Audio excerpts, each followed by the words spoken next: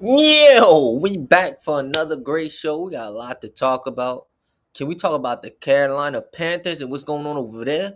Bryce Young and Tetairoa McMillan having a career game, looking like the best QB and wide receiver in the league, the best young QB and wide receiver in the league. Then LaMelo Ball's asking for out. He said he wants to be traded from the Hornets. OKC looks like the best team in basketball. It's not even close. Is Con Knuckle rookie of the year? Because he's been balling. We got a lot to talk about, ladies and gentlemen, boys and girls. So let's get to it. Let's talk about the Carolina Panthers and what went on against the Atlanta Falcons, man. So as we know, if y'all didn't see the game, the Falcons decided they didn't want to play football. They said, you know what? We ain't going to play football today. We don't feel like it. And week 11 in the NFL, Bryce Young had the best game of his career, while Tetairoa had the best game of his career as well. Bryce Young decided, I'll throw for a 448 yards for a 68.9, almost a 70 completion rate with 3 touchdowns. That's what he decided to do. Out of them 3 touchdowns, guess how many Tet had? He had 2. He had 8 receptions for a buck 30. His longest was 39. His yak was 51. But when I tell y'all that they beat the dog crap out of the Falcons, they beat the dog crap out of the Falcons. Like on paper, it don't look that bad. But when you actually sat there and watched the game, it was scary hours. There's a lot of scary things going on. You feel me? You get rid of this. Bryce Young throwing for almost 500 yards is insane. And we know how mad he's been all season long. Carolina is a half a game behind the Buccaneers. The Buccaneers are banged up. So Carolina can somehow actually win this division, which is nasty and disgusting to say. The Atlanta Falcons this season lost both their matchups to the Carolina Panthers. And the first matchup they had, they blew them out 30-0. Scary hours. 30-0 is crazy. But that's neither here nor there. Tetairoa McMillan, he's on his way to being he's has superstar potential written all over. He's on his way to being one of the best receivers in the league, a top 10 wide receiver in the league. He has the tools. He's a good route runner. He's good at finding the ball, catching the ball. He's a good yak runner. He has all the tools that he needs to be a good wide receiver in this league. We need to have a conversation about Michael Penix Jr. because like I told some of y'all, and y'all said I was a madman for this. He is giving me Anthony Richardson vibes, right? Big athletic quarterbacks, great arms. They're not accurate with their arms. They have low football IQ. You like the potential. You like the diamond in the rough and not the actual product that you have on the field.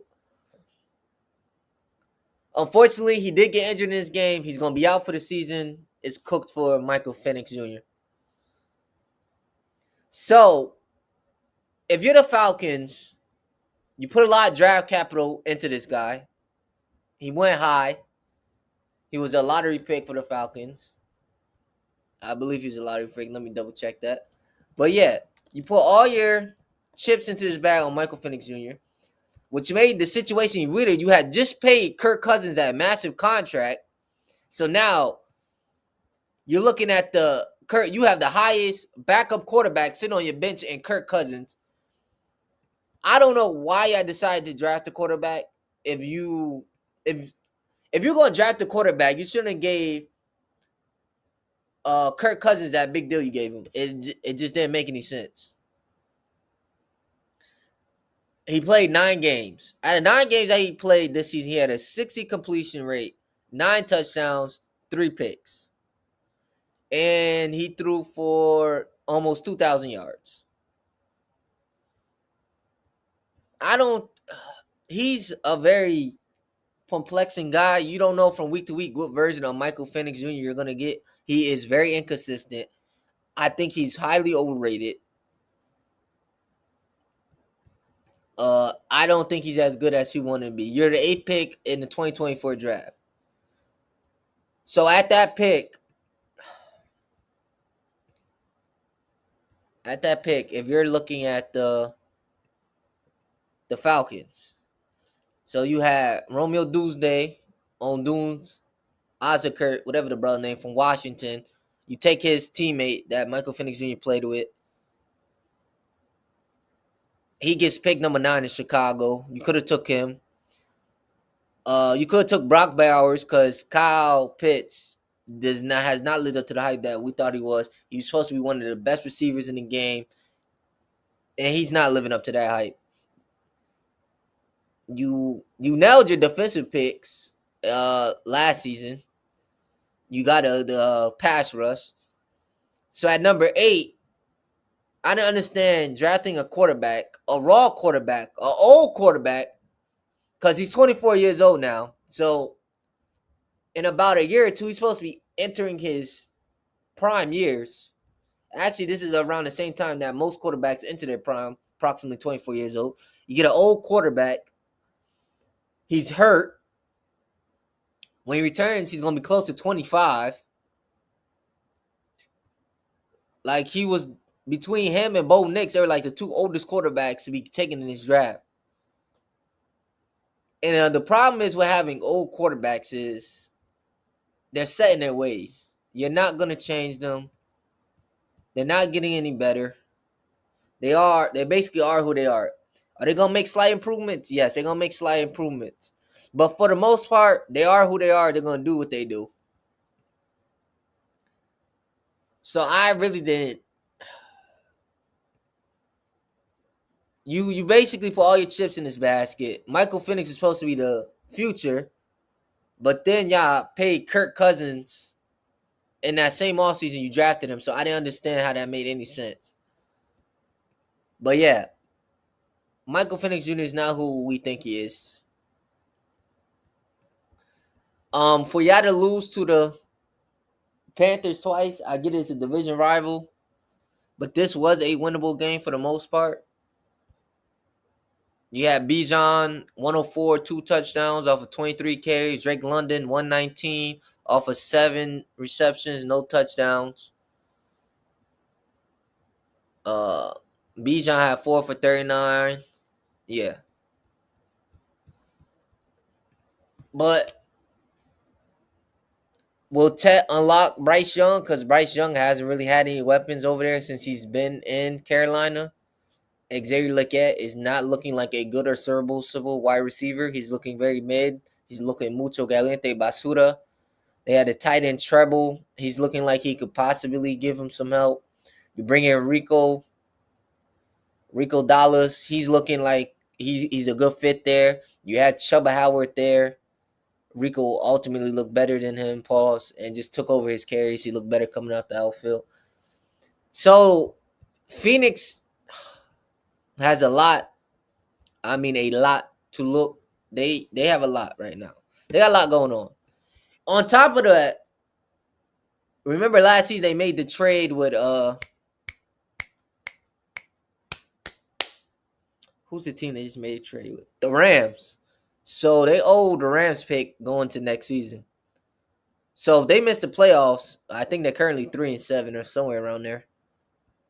If the Falcons miss the playoffs, the Rams particularly can be getting a top 5 pick in the league, a lotto pick.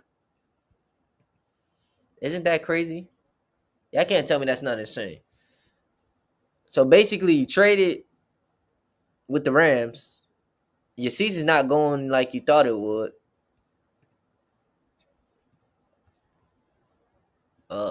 Your season's not going like you thought it would. Now the Rams are about to get a high lottery pick. An already elite team who's finding nothing but gems. Jared Verse is looking like one of the best pass rushers in the league. Their defense is very good. We didn't think it was going to be this good. You got Puka doing Puka things. You got Matt Stafford.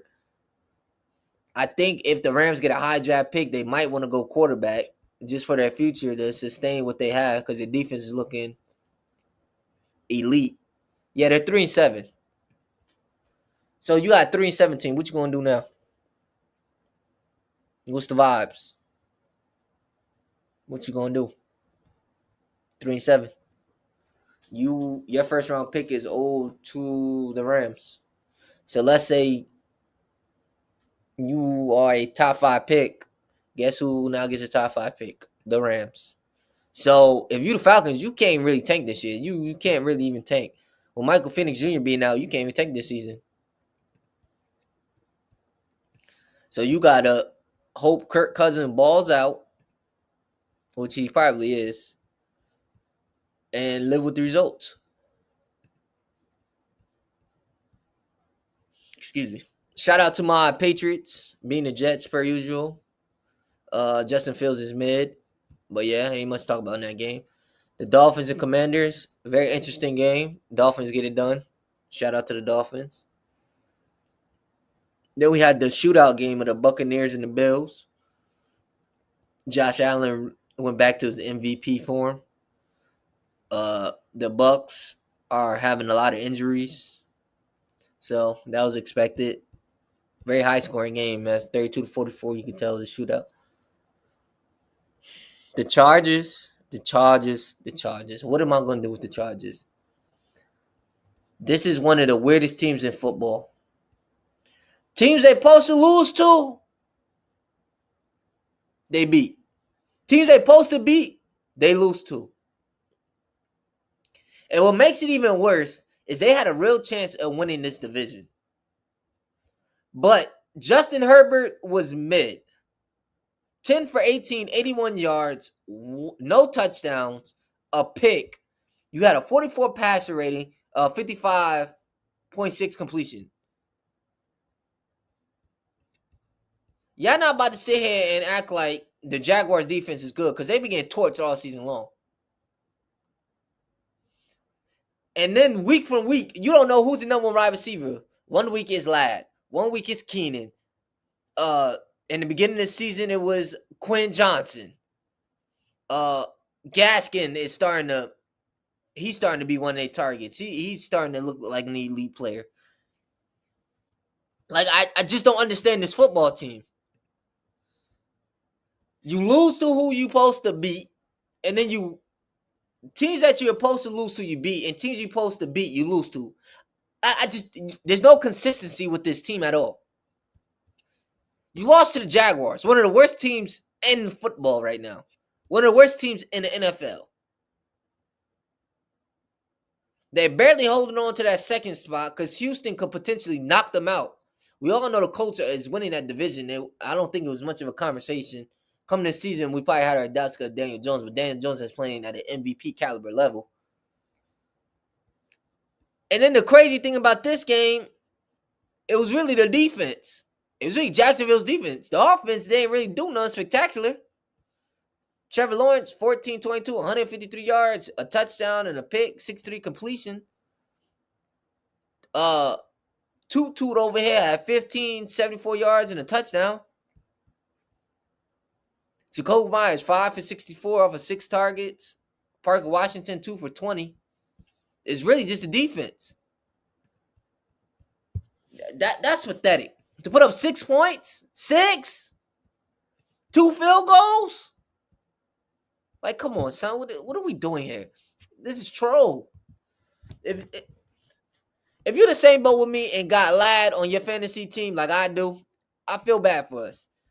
Because Ladd went from clearly the number one wide receiver, getting all the targets, getting all the receptions, all the touchdowns, to now he's basically a number 3 in his offense. Like, how'd that work? How'd that happen? Keenan Allen looking like the number 1.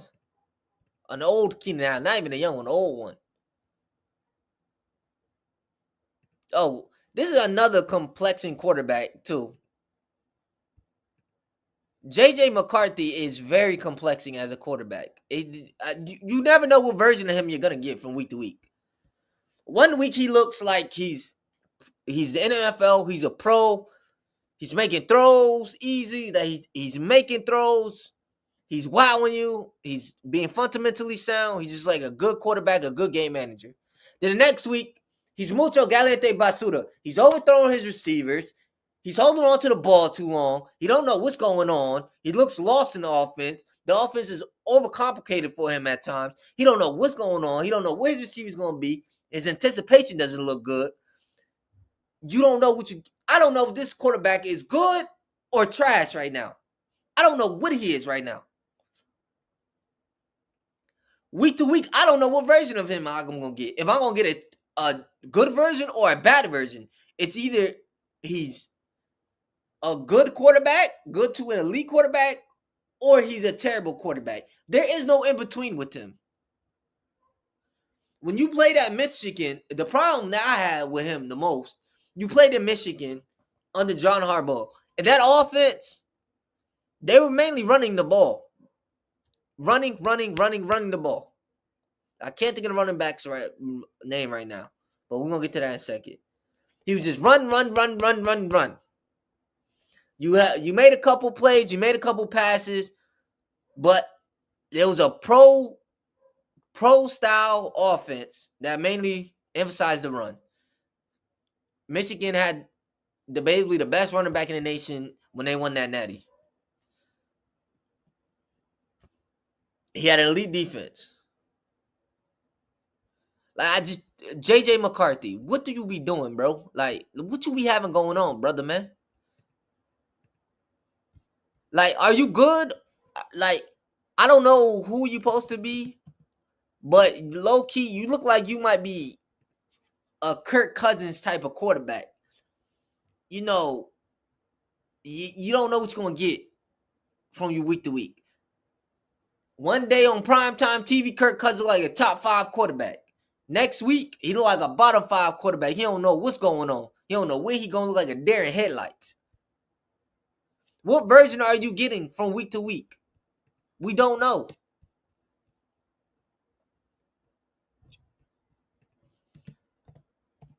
The Vikings, I get it. Your best lineman, your left tackle gets injured. He's out. He's basically out for the season. Your O-line's been banged up this season. But it's like, who's on this Michigan team? You had Blake Corum was just hounded. Blake Corum was I couldn't think of. You had AJ Barner on this team. You had Colston Lovett on this team. Roman Wilson was on this team. Yeah, you just had a pro style offense. That's basically what you ran. You went undefeated. You beat everybody. You were the best team in football. But then you come to the NFL, we don't know who you are, what you're doing. Like, everybody's confused and perplexed of who you are and what you're supposed to be. And yeah, Bears fans, Caleb Williams is still mid. He's in that draft class. I think he's the worst quarterback. Drake May is clearly better than him. Drake May is the best quarterback in that class.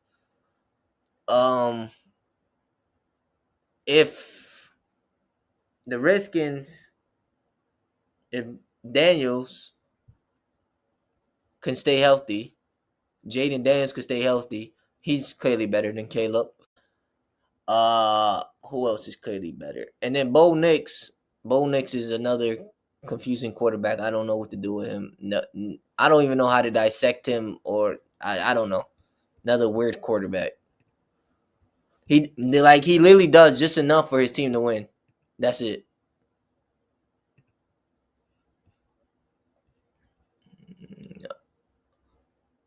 These young quarterbacks, man, they don't make them like they used to, man. like passing the torch. There's a time where they was passing the torch. Let's go back to week 11. Packers barely beat the Giants. Another team that be trolling. They need a dominant number one wide receiver. That's I think that's what they're missing. They need like a DK Metcalf type of receiver over there, Drake London type. You got your big body receiver in Christian Watson. He's your big playmaker. When you need a big play, you go to him. But them other wide receivers, I don't know what to think of them. Steelers beat the Bengals. No, that's surprising. Not really. Texans, eggs out the Titans barely. Y'all know how division games go. Then we had the Niners beat up on the Cardinals. Not surprising. This Rams-Seahawks game was very winnable until Sam Darnold decided to throw. He just had a miserable night. Yeah, that defense was getting to him. They were getting pressure. It was his worst game, one of his worst games this season. He threw 4 interceptions. The man threw 4 interceptions and no touchdowns. He had a 65 completion. Kenneth Walker, 16 for 67 yards. Zay Carbonet, 11 for 37. JSN, looking like the best receiver in the league this season, had 9 for 105. Shout out to the defense was getting to them D-line. Jared Verse was wrecking havoc left and right. It was scary hours, man. Scary hours.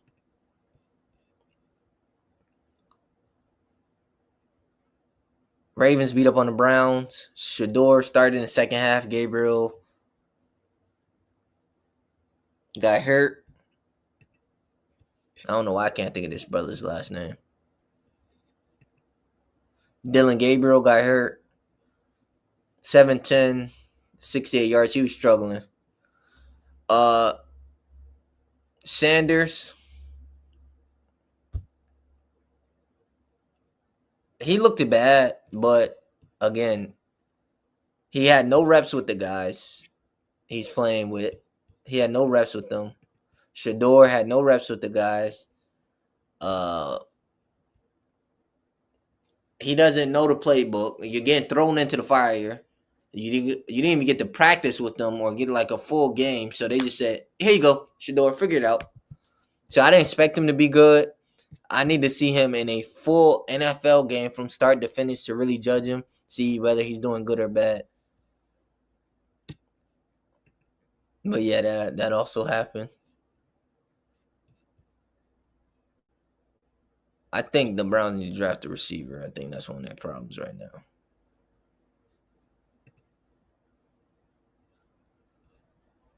I think they're going into the draft again.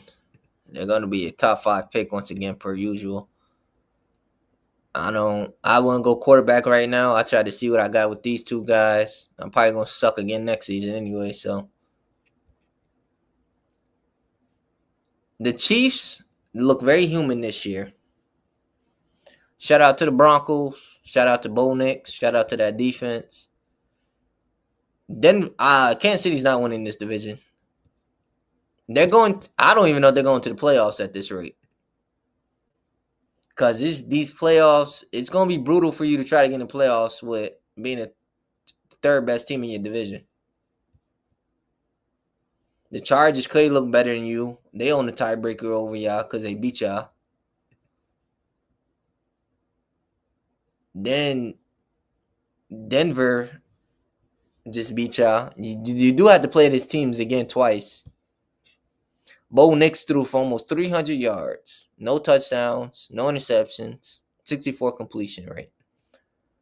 Patrick Mahomes, 246, a touchdown and a pick, 64 completion. So their numbers were eerie similar. RJ Harvey, 11 attempts for 30 yards. Troy Franklin, 4 for 84. Pat Bryant, 5 for 82. Carlos Sutton. Sutton, 4 for 59. Evan Ingram, 4 for 33. Yeah. I don't know what the Chiefs going to do, but they going to have to make some tough decisions going to that offseason. Their defense is terrible. That O-line needs some fixing up again. It's just Patrick Mahomes in front. The most boringest game that we've seen of my lifetime, of all time, especially yesterday. Not yesterday, on Sunday, a couple of days ago, the Lions and the Eagles game, basically a defensive game. Can somebody tell Dan Campbell it's okay to kick a field goal? It's okay to punt the ball. The man went down for every fourth and one, fourth and three, fourth and two, fourth and four. The man went for it like a nutcase, and he failed every single time.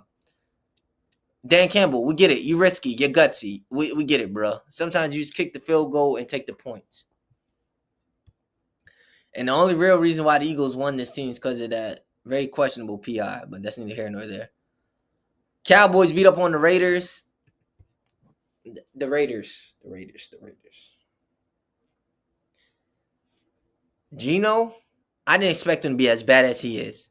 He's looking mucho caliente basura. Like, it's bad. But it's not 100% his fault. Because that O-line come block a parked car to save their life. They come block a closed gate to save their life. That offense is bad. And which makes it worse is when you got a guy in Genty.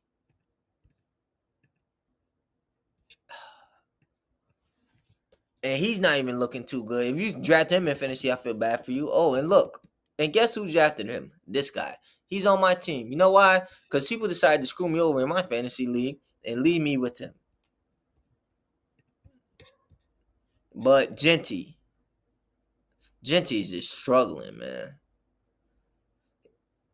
554 yards for 4 touchdowns. That's how he's looking.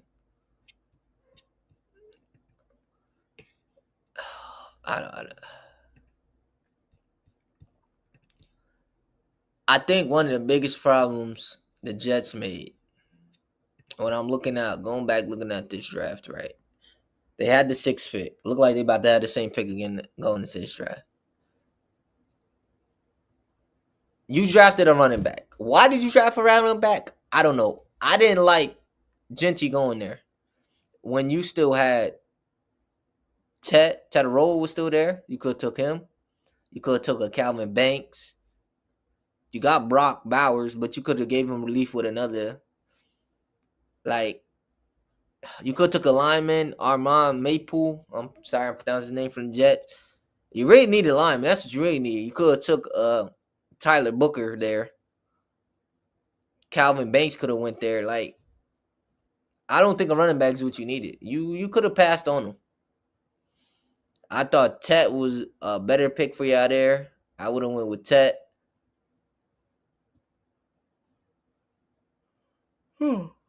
Excuse me. Yeah, but it's not. That pick ain't looking too good. And it look like y'all gonna have another top 5 pick. To the Cowboys, shout out to Quinn Williams. He looked like he's gonna be a problem for them for the rest of the season. He's gonna help that defense a lot. He's gonna be a run stopper. He's gonna be able to get pressure on the quarterback. Logan Wilson looked good. Their rookie, one of their rookie DBs, he looked nice. But shout out to the Cowboys for actually getting a win, a much needed win. Now they're going through the gauntlet. The next team that they have is week 12. The Cowboys. They have the Eagles. They have a division game. The Eagles don't look too good. I mean, they look like the Cowboys can beat them. The Cowboys can definitely draw blood on that team. They can beat them. But it's their offense is going to perform. That's the true question. Patriots, Bengals. We all know the Patriots are going to beat the dog crap out of the Bengals. They're pushing for Joe Burrow to play, which is dumb and stupid, not wise at all. Jamar Chase is not playing, so that game's not winnable. I think you should prioritize. If I'm the Bengals, I'm just tanking the season, getting a high draft pick. Hey, I got nothing to lose at this point. But yeah, that was football for this week. Tonight we got the Bills and Texans. I'm taking the Bills. The Texans is one of the best pass defenses, so I wouldn't be shocked if the Texans actually do come out and beat the Bills. But I'm only taking the Bills because they have Josh Allen and CJ Stroud is hurt. So David Mills is a starting quarterback. I don't like that. If CJ Stroud was playing and not injured, I would have easily took the Titans over the Bills. But because of that, I don't trust the backup quarterback. There's gonna be a lot of force feeding to the wide receiver whose name I can't think of. It's on the tip of my tongue. Yeah, but it's gonna be a lot of force feeding to him. Uh, let's shift gears into the NBA real quick. The wide receiver's name I was thinking of. What's this young brother's name?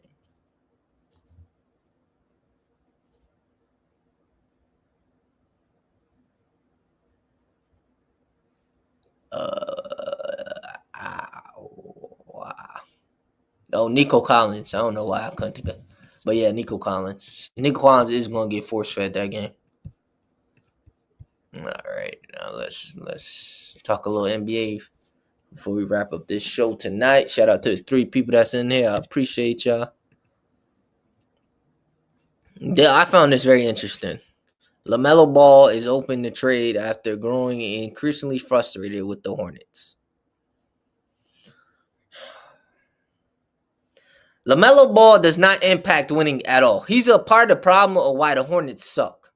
He's a part of that problem. He does not impact winning. He doesn't play winning basketball.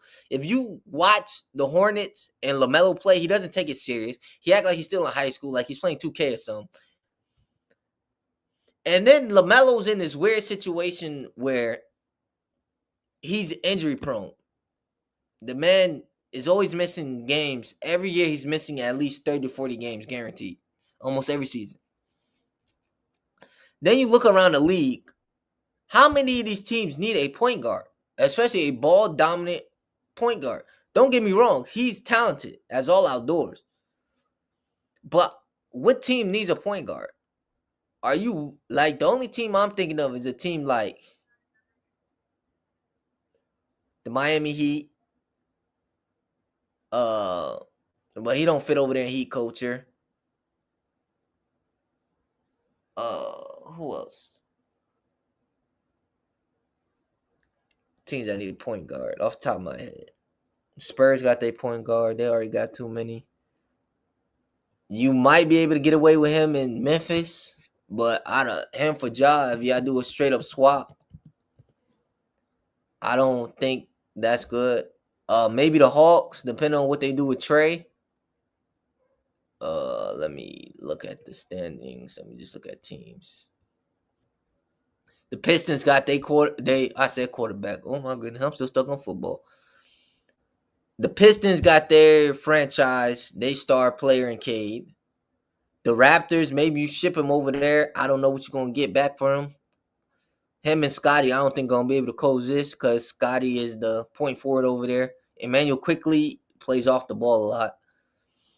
The Knicks, you got Jalen Brunson. You could possibly send him to the Cavs, package him up. That could be a possible landing spot for him. The Hawks, maybe the Heat. He doesn't fit Heat culture, but you could probably ship him over there.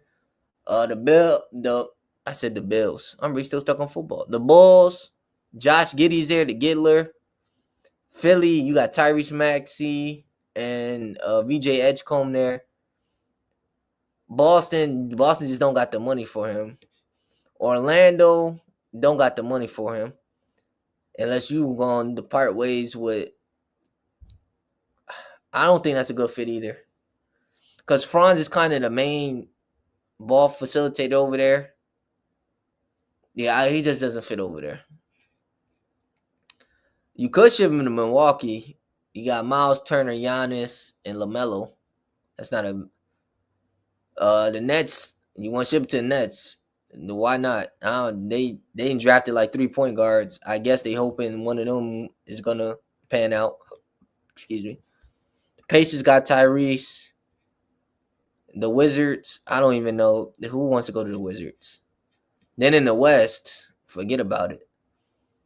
SGA got it on lock for the Thunder. You got Jamal Murray on Nuggets lock. If I'm Houston, I'm gonna get a little crazy with y'all right now, but if I'm Houston, I'm calling up Charlotte, see what they want for LaMelo, see if I could strike a deal. Because I do need a point guard. That's one of my biggest problems right now. Reece Shepard doesn't look like he's a good point guard. He looks like he's more of a two guard. You got Forever Lee, who's getting old, who just got hurt. I mean, LaMelo, KD, Sagoon. I kind of like that team. I ain't gonna lie. With Jabari Smith Jr., that's not a bad team. LA don't got the money. I mean, they might. If LA's looking for the future, I would call, but I don't know what I'm gonna do with Bron. So there's that. The Spurs, no. The Wolves, him and Anthony Edwards, that's not. I like that. That's a good backcourt right there, boy.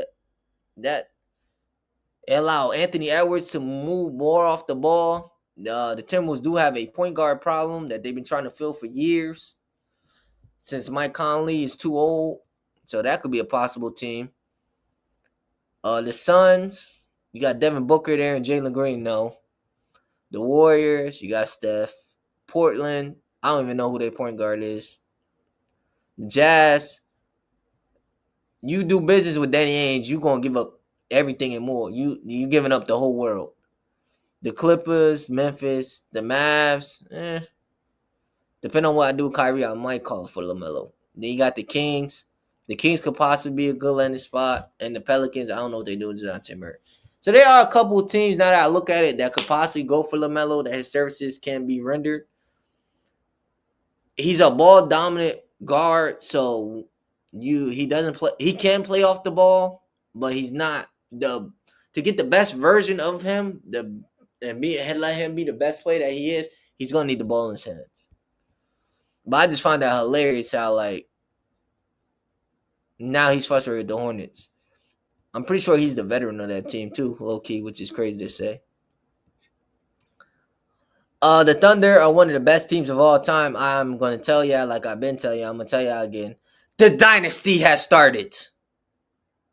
Teams in NBA history start 15-1 or better by winning at least 10 games by 14 points or more. Us and the Chicago Bulls, they won title. And we're going to win the title too if we stay healthy.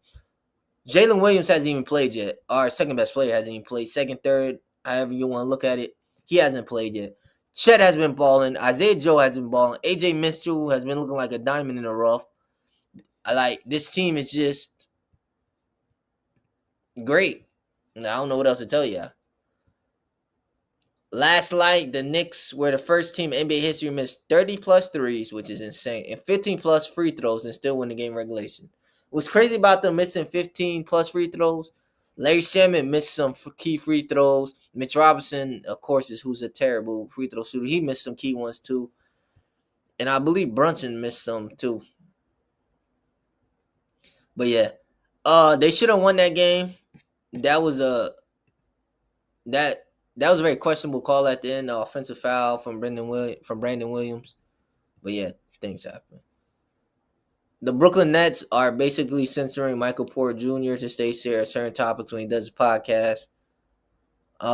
His last greatest podcast episode, he's talking about how a team of 8th graders could beat WNBA players. That was a whole debacle. Oh, here it is. Michael Porter Jr. says he wants people to stop comparing WNBA players to men and claim he would have dominated the WNBA as an 8th grader. Yeah, that's crazy. That's just crazy to me. The disrespect to the WNBA, it'd be OD sometime. I'm not gonna lie to y'all. Gigi Jackson has complete fallout. The Grizzlies rotation. He had a lot of potential as a rookie. He's now getting a lot of DNPs. I think he doesn't fit the system of what they're doing right now. You got a new head coach, and that style of offense he runs, Gigi Jackson just doesn't fit. I think his IQ is very questionable at times.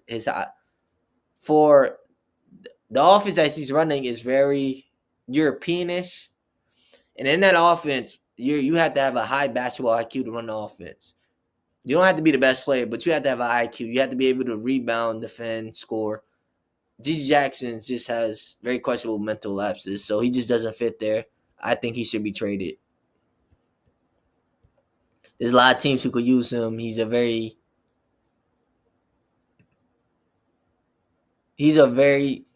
can contribute to a team basically. Another thing that was in this folder that I wanted to touch upon real quick.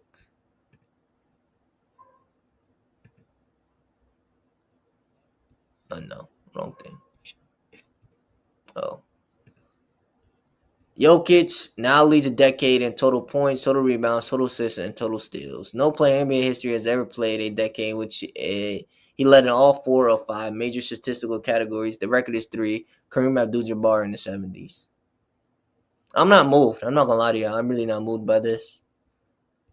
The problem that I have with Jokic that y'all just gloss over is that man's a terrible defender. I just watched this man last night allowed Derek McQueen to score 13 points. On top of him scoring 13 points, he shot 66% from the field. And on top of him shooting 66% of the field, he had a career high 30. His 30, which is the most points he scored in his rookie year this season. And almost half of them was on Jokic. Jokic was getting fried, cooked. He didn't know what to do. He was giving up on plays defensively. It was just bad. Jokic is a great offensive talent, but he's a defensive liability, and people like to sweep that under the rug and just ignore it because, he's so great offensively. Basketball is offense and defense, no matter how you put it, slice it, or dice it, right? I believe that when a player has a one-way ability, a player with a two-way ability outweighs that one-way ability when that two-way player, one of their ability is on par with that player with the one-way ability. So I'm going to give you an example of what I'm saying because I know that was a little confusing. There was a mouthful of pause. When I'm comparing Jokic to Giannis, right? Offensively, you can say it's a gap, whatever you want to say. I say it's close. The scoring is close. The playmaking is a conversation. If you say Jokic is better, that's cool. The gap is just not as big as you wanted to seem, right? The gap, it's not as big. But when we talk about defensive gap, it's like an anaconda. Pause. That's how large the gap is. It's not a conversation. When we talk about defensive gap, it's like I'm on the 10th floor, the highest floor of the building, which goes up to 10, and Jokic is can't even get into the building right now, all right? So that's how I feel about that. That's why I don't think he's the best player in the world. I think he's number 3. He may be number 4, depending on how I feel in the day, and it depends on what Luka is doing. To me, SGA Giannis is 1 and 2. You go back and forth with who the best player in the world is. I personally don't care. I personally have SGA Shy as the best player in the world. But if you have Giannis, I understand. I'm not against it. I'm not going to give you no pushback because he has a valid case too. They're 1 and 2. They battling 1A, 1B, however you want to cut it, slice it, and dice it. They're on the same tier and when it comes to best player in the world. Then you have Jokic. Jokic and Luka is battling for number 3. Jokic is one of the greatest offensive talents we have ever seen in NBA history. But we can't ignore how bad he is on defense. Why does that get swept under the rug?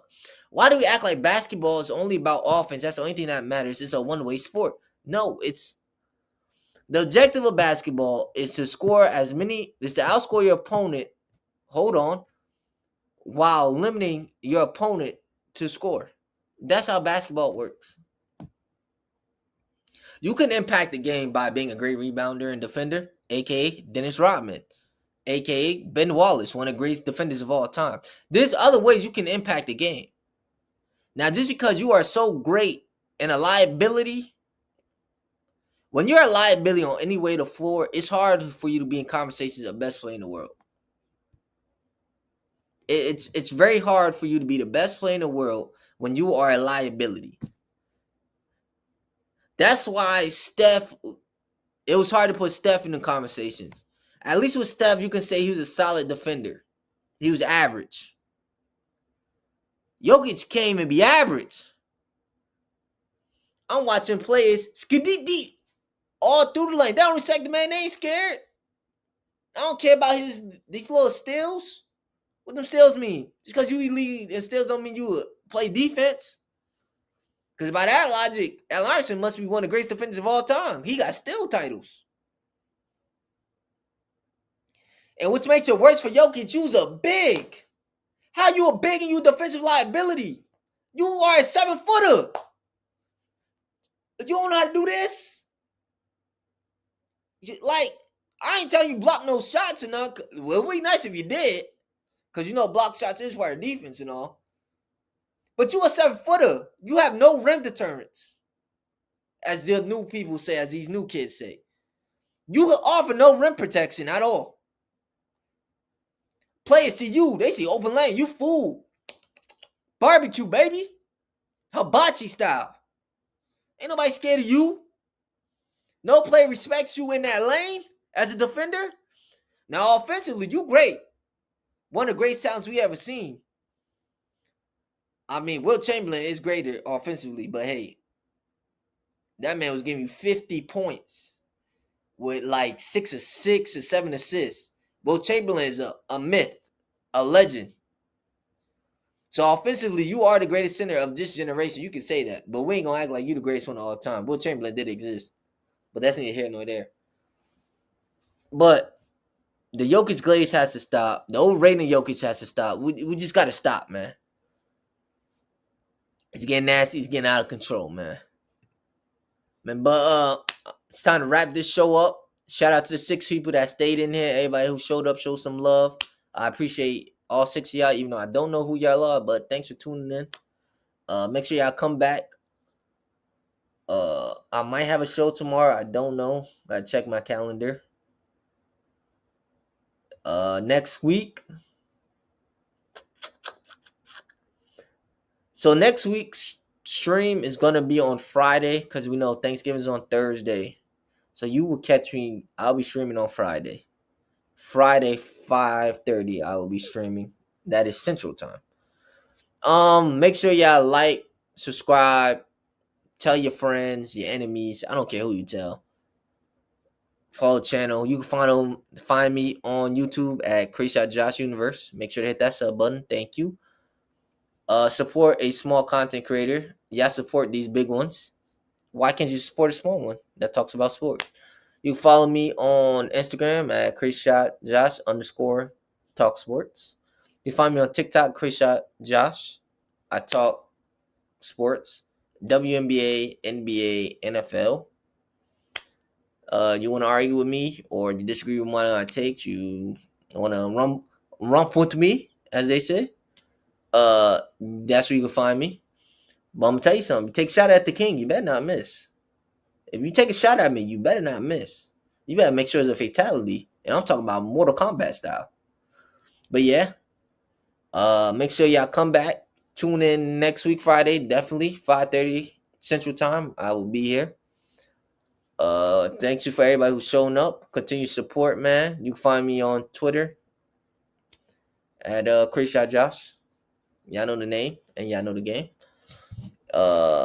That's it, ladies and gentlemen. Y'all enjoy the rest of your night. I hope you guys have a good holiday. Enjoy, do what you do. Make sure you get some money. And I'm out of here, man.